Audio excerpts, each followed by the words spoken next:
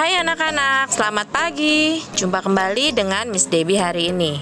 Miss berharap kalian semua sehat ya di rumah dan juga sudah siap belajar di rumah. Hari ini kita akan mempelajari buku tematik tema 4, subtema 4, yaitu membiasakan hidup bersih dan sehat di tempat umum.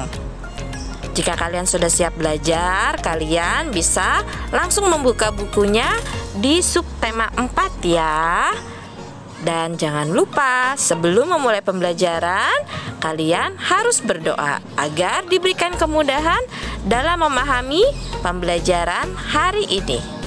Di pembelajaran sebelumnya, kita sudah mempelajari bagaimana cara menjaga kebersihan di tempat umum.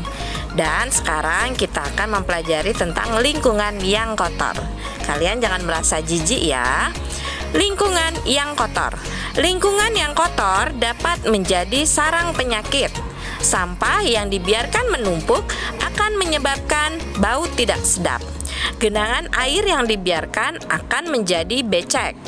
Fasilitas umum yang biasanya terlihat kotor dan kumuh adalah pasar tradisional. Pasar menjadi kotor karena biasanya para pedagang tidak bertanggung jawab dan mereka membuang sampah sisa dagangannya di sembarang tempat atau meninggalkannya begitu saja. Miss Debbie yakin ada beberapa di antara kalian yang sudah pernah menemani mamanya untuk berbelanja di pasar tradisional. Mungkin kalian pasti tahu ya, kalau di pasar tradisional itu suasananya kurang begitu nyaman. Dan biasanya ada aroma yang tidak sedap. Kadang bisa bergantian, ada aroma sayur busuk, lalu aroma ikan, aroma ayam, daging, ataupun aroma yang memang sebenarnya tidak nyaman untuk dihirup. Nah, sekarang kalian coba perhatikan ya. Di layar kalian ini adalah gambar dari pasar tradisional yang kondisinya kumuh atau tidak bersih. Kalian bisa lihat ya, sampah-sampah sayuran berserakan di mana-mana. Lalu ada juga genangan air yang menyebabkan sampah itu menjadi becek. Dan gambar selanjutnya yaitu terminal. Kalian perhatikan ya, terminalnya ini tidak bersih dan juga kumuh. Kalian bisa lihat ya di gambar bahwa terminalnya ini sangat becek. Banyak air yang tergenang, jadinya menyebabkan suasananya itu tidak nyaman. Dan juga kondisi bisnya yang tidak beraturan. Dan selanjutnya adalah gambar halte bis yang memang tidak terawat. Kalian bisa lihat banyak sampah berserakan ataupun debu, dan juga kondisi tempat umum di sana itu banyak yang beberapa yang rusak. Nah, dari gambar yang tadi Miss sajikan, kalian bisa menyimpulkan ya bahwa tidak semua tempat umum itu bersih dan juga terawat. Nah, jika ada tempat umum yang tidak bersih, itu merupakan kesalahan kita bersama karena kita kurang bertanggung jawab dalam merawatnya. Mungkin terkendala petugas kebersihannya yang kurang, ataupun para pengguna fasilitas umumnya yang tidak bertanggung jawab dan suka membuang sampah sembarangan. Oleh sebab itu, kalian harus ingat ya bahwa menjaga tempat umum itu adalah tanggung jawab bersama. Karena kamu merasa memakai tempat tersebut, maka kamu pun harus merawatnya. Minimal kamu membuang sampah di tempatnya dan juga tidak merusak atau mencoret fasilitas umum. Selanjutnya, kita membaca teks bersama ya. Kalian bisa ikuti dari rumah dengan suara yang lantang. Membersihkan WC umum yang kotor. Ada banyak hal yang menyebabkan WC umum kotor. Salah satunya adalah banyak pengunjung yang tidak peduli lingkungan. Mereka membuang sampah sembarangan. Sampah itu dapat menyumbat saluran air, lalu air menjadi tergenang. WC umum yang kotor harus segera dibersihkan. Sampah yang menyumbat saluran air harus segera dibuang. Lantai dan saluran air harus dibersihkan. Agar lebih bersih, gunakan pembersih lantai dan sabun. Setelah dibersihkan, WC umum menjadi bersih dan wangi. Pengunjung pun menjadi nyaman. Nah, itulah gambaran dari WC umum yang tidak bersih ya. Kita berharap kita tidak pernah memasuki WC umum yang tidak bersih ya.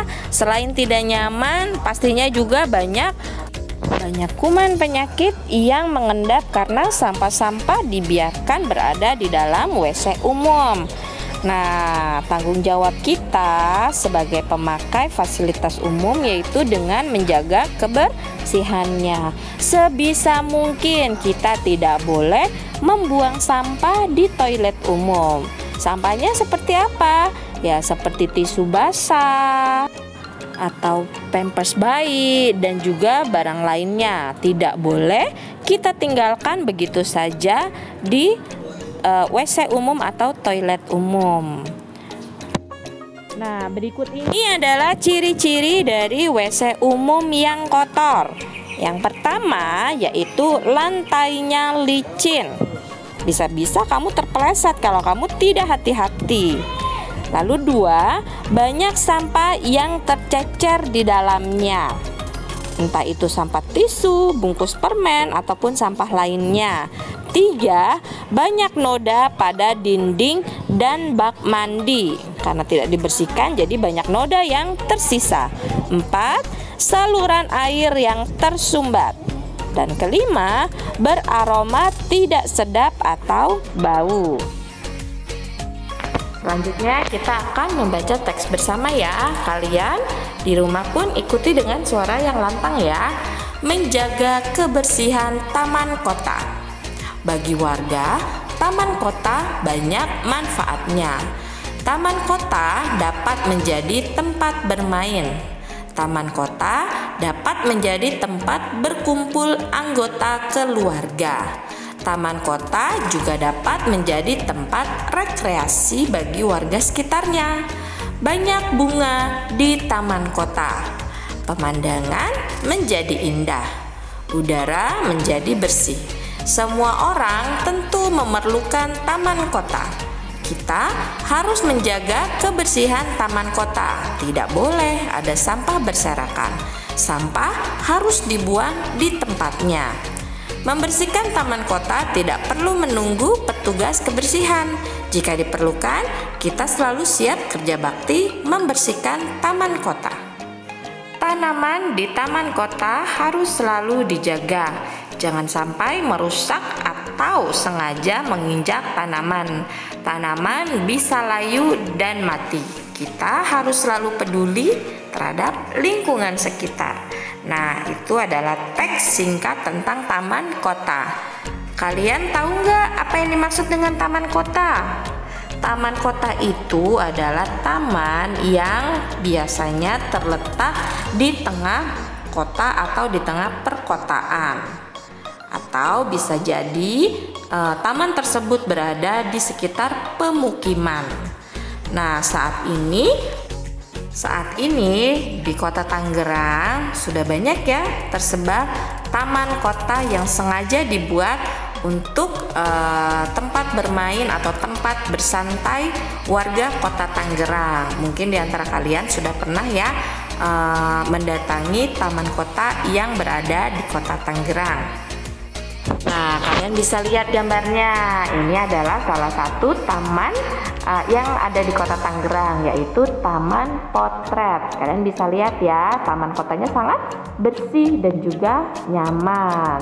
Lalu selanjutnya adalah Taman Gajah Tunggal. Adanya di Kota Tangerang juga.